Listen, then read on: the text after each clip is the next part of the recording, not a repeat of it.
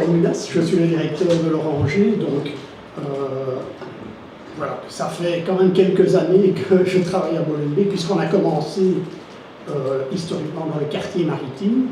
Et là, malheureusement, le bâtiment qu'on occupait a été vendu, et donc on a dû trouver en urgence une nouvelle implantation, et on est arrivé ici. Merci. Parce que ici, on a rencontré un propriétaire qui était effectivement un peu philanthrope et qui a rénové la maison, parce que la maison est en pleine rénovation, qui a rénové la maison comme on le souhaitait, et qui par ailleurs nous a fait un loyer tout à fait raisonnable. Okay. Donc voilà l'histoire de notre réimplantation ici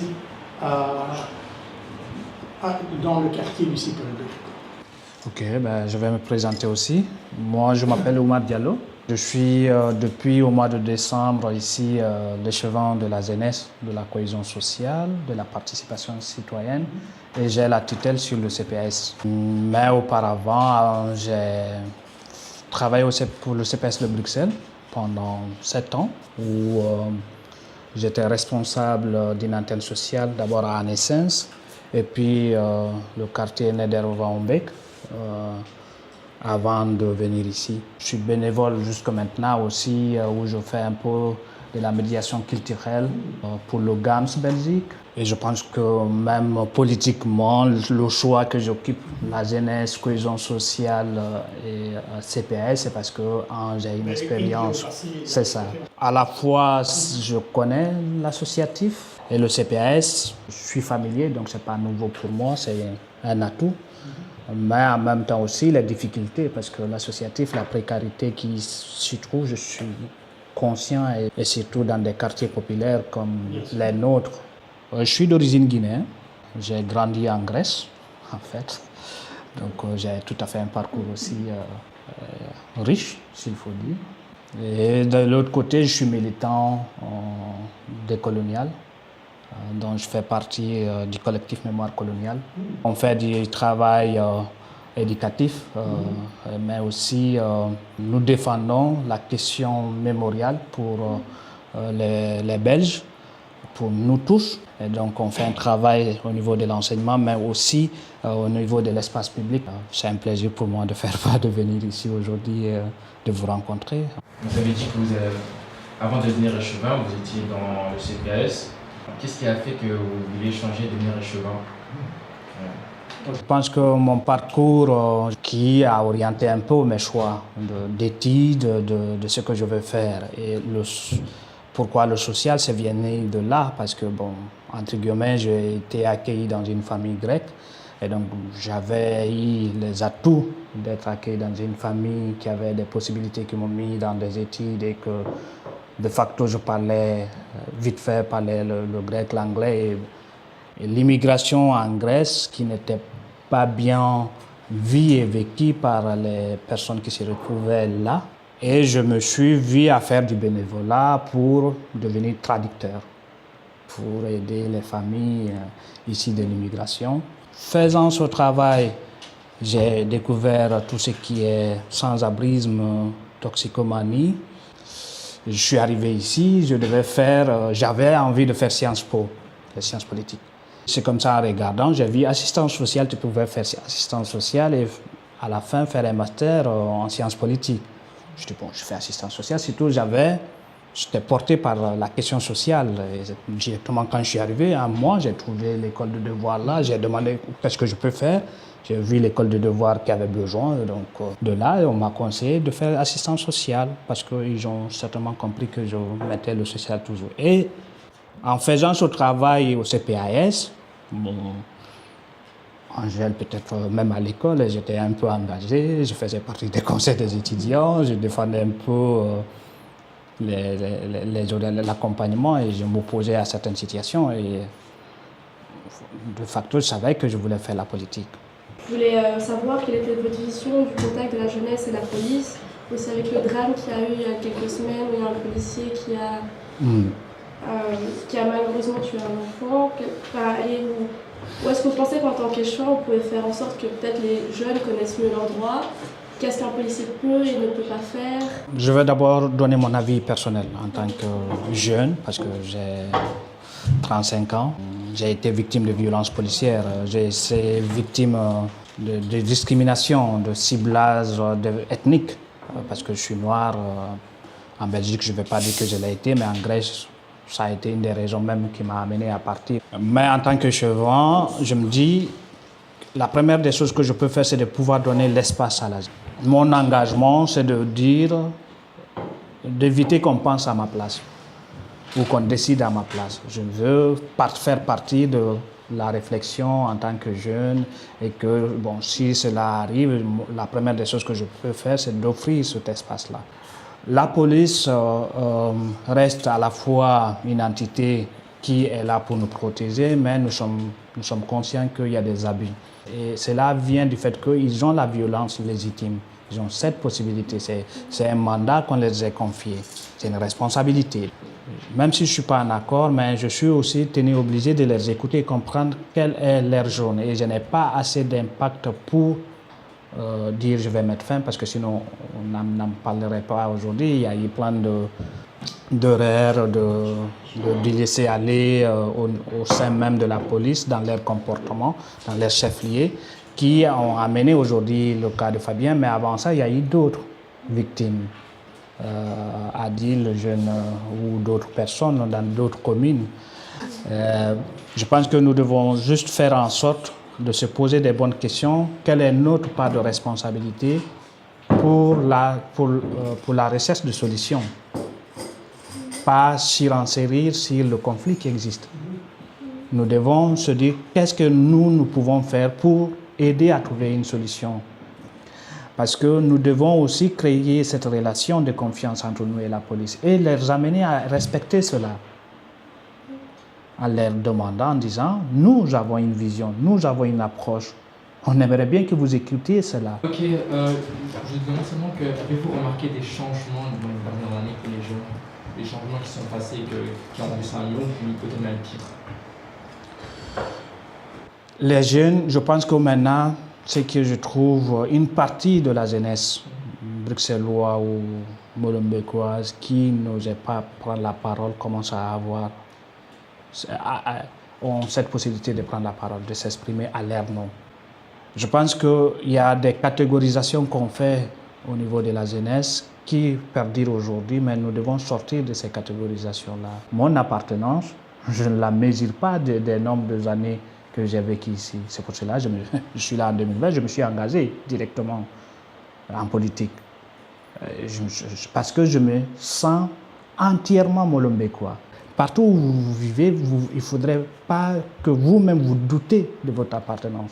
Il faudrait que votre appartenance à cette jeunesse molenbeekoise soit effective, que vous soyez convaincus de cela. Première des choses que je pense qu'aujourd'hui ça avance, il y a vraiment beaucoup de jeunes de quartier qui commencent à réclamer leurs droits, leur espace et à s'exprimer. Ils ne laissent pas les gens parler à leur nom. Il y a des évolutions dans les deux sens. Il y a une discrimination qui perdure encore. Mais il faut travailler sur ces discriminations. Quelles sont les dispositions prises pour lutter contre toute forme de discrimination? Que feriez-vous pour améliorer la tolérance entre les jeunes et contre le harcèlement scolaire?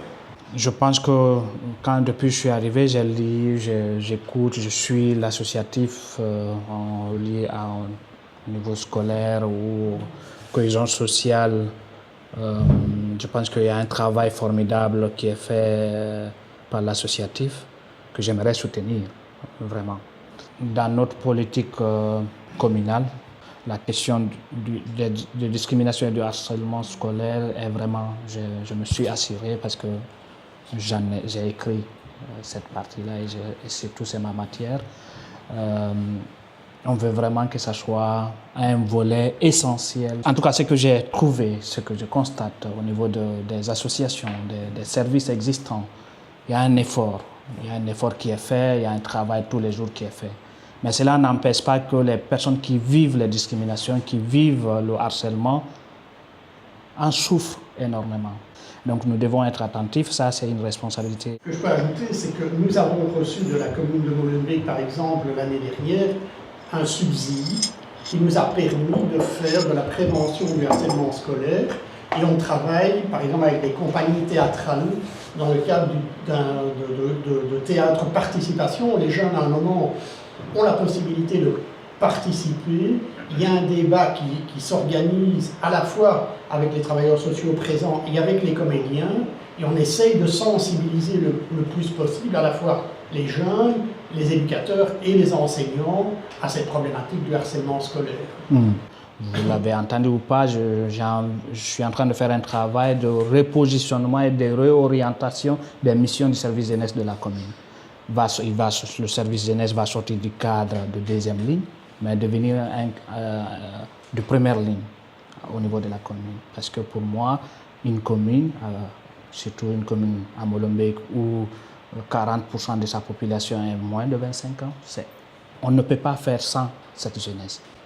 Donc la question du harcèlement et de discrimination, c'est vraiment un point essentiel pour cette majorité qu'on va vraiment travailler, on va s'y mettre et que mon objectif, c'est aussi être là et soutenir et accompagner l'associatif dans ce sens-là. Et peut-être ce qui peut être aussi intéressant pour vous, parce que un des points aussi pour le service jeunesse, c'est de relancer le conseil de jeunes. Et mon objectif, que ça soit représentatif. C'est vrai que nous avons été à l'origine aussi de la mise en place du Conseil de la jeunesse à Molenbeek, mais on a pris des distances à un moment parce que c'était devenu un outil au service d'un groupe politique. Et on s'est dit que ce n'était pas ça qu'on souhaitait. On souhaitait avoir une plateforme ouverte aux jeunes et dans laquelle les jeunes avaient des responsabilités et pouvaient les exercer, qu'on entendait la parole des jeunes. Malheureusement, ça ne s'est pas passé comme ça et donc on a pris énormément de distance par rapport au Conseil des jeunes. Mais si on relance une nouvelle dynamique, on est prêt à s'investir, il n'y a aucun problème. J'ai vu dans une des discussions, dans une note, des difficultés soulevées en lien sur le temps que ça prend quand les jeunes demandent quelque chose, même peut-être organiser une soirée, ça prenait 1 mois, 2 mois avant d'aboutir. Donc l'idée pour moi c'était déjà de réduire cet espace procédural que ça prend. Bon. Mais donc ça c'est un travail qu'on a peut-être réussi à réduire, cet espace-là, puisqu'il y aura un budget normalement qui sera alloué pour le fonctionnement du Conseil des jeunes. Deuxièmement, c'est que vous dites là, parce que moi, je veux juste aussi que nous tous, que les jeunes eux-mêmes aussi se disent qu'est-ce qu'on veut défendre pendant les 2 ans ou les 3 ans. Si ensemble on décide, parce que ce que je me dis, peut-être ça a été une des raisons, mais c'est difficile parce que je n'étais pas là. Et que la personne qui portait le projet, je ne peux pas juger qu'est-ce qui a conditionné, qu'est-ce qui a anticipé ces décisions, ces choix. Donc j'ai peur de juger pour ne pas que je sois jugé. Parce que c'est un peu ça aussi. Donc c'est pour cela que je me dis peut-être que quand même au moins qu'on ne se donne pas trop d'ambition. Trop d'ambition, mais il ne faut pas oublier parce que si maintenant c'est bien on récolte la parole des jeunes mais qu'on n'en fait rien, c'est-à-dire qu'il faut arriver de manière adaptée, parce que forcément c'est difficile de concrétiser, mais dans une manière raisonnée, montrer qu'il y a une capacité via la parole de pouvoir concrétiser quelque chose de concret, ce qui va permettre aux jeunes de faire l'expérience, de voir qu'il y a moyen par la parole, en fait, de faire remonter les choses, avoir un impact sur le réel. C'est ça qui est important. Comme vous le dites, il y a 2 choses, il y a à la fois la temporalité, parce que le jeune forcément n'est pas dans la même temporalité, mais aussi surtout c'est pouvoir que le jeune via cet organe-là puisse faire l'expérience qu'il y a une concrétisation de la parole. Ça ne reste pas juste que les mots. Ça, je suis parfaitement d'accord. Je vois, moi, la chose, parce que j'ai aussi les compétences de la participation citoyenne, c'est qu'il ne faudrait pas qu'on donne du travail à la jeunesse et qu'à un moment donné, on décide qu'est-ce qu'on en fait. Nous, en tant que politique ou en tant qu'adultes, on dit, bon, on choisira parmi tout ce que... Non. Il faudrait qu'eux aussi participent. C'est comme quand les citoyens, les riverains, portent un projet, à un moment donné, c'est déjà dit, ils savent ce qu'ils veulent.